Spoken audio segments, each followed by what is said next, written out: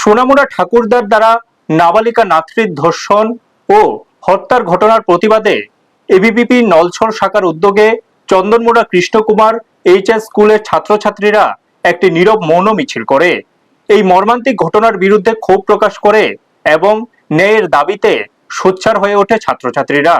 মিছিলে অংশগ্রহণকারীরা দোষীদের দৃষ্টান্তমূলক ও কঠোর শাস্তির দাবি জানায়। পাশাপাশি ঘটনার সুষ্ঠু ও নিরপেক্ষ তদন্তের স্বার্থে মুখ্যমন্ত্রী ও উচ্চ শিক্ষামন্ত্রীর কাছে সিবিআই তদন্তের দাবিও তোলা হয়। মৌন মিছিলটি বিদ্যালয় প্রাঙ্গণ থেকে শুরু হয়ে গ্রামের বিভিন্ন পথ পরিক্রমা করে অংশগ্রহণকারীরা হাতে বিভিন্ন দাবি সংবলিত প্লে কার্ড নিয়ে সম্পূর্ণ নীরবতা বজায় রেখে প্রতিবাদ জানায়। এই কর্মসূচিতে উপস্থিত ছিলেন এবিভিপির প্রাক্তন জয়েন্ট সেক্রেটারি মুন্না দেবনাথ।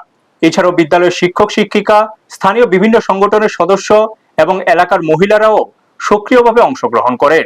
মিছিলে বক্তারা এই ধরনের নৃশংস ঘটনার পুনরাবৃত্তি রোধে প্রশাসনের কঠোর পদক্ষেপ ও সমাজের সচেতনতা বৃদ্ধির উপর গুরুত্ব আরোপ করেন।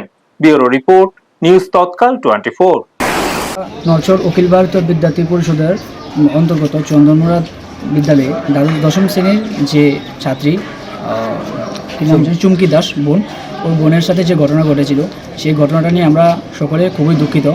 তো আমরা ওই বিদ্যার্থী পরিষদের পক্ষ থেকে আজ ওর আত্মার শান্তি কামনার জন্য আমরা একটি মৌন মিছিলের আয়োজন করেছি এবং সাথে ওর সামনে ফটোর সামনে প্রদীপ প্রজ্বলন করে 2 মিনিট আমরা নিরাপত্তা পালন করব।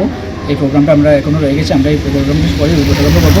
তাছাড়া আমরা আমাদের নলছড় অখিল ভারতীয় বিদ্যার্থী পরিষদের পক্ষ থেকে আমাদের মুখ্যমন্ত্রী তথা ডক্টর মানিক শাহ মহোদয় এবং উচ্চশিক্ষামন্ত্রী শ্রী কিশোর বর্মন মহোদয়ের কাছে আমরা অনুরোধ করব যে ওর যে কেসটা, যেটা সোনামুড়া থানার আন্ডারে এখনও বর্তমানে ইনভেস্টিগেশন চলছে, এই কেসটা যেন ক্রাইম ব্রাঞ্চের হাতে তুলে দেওয়া হয়।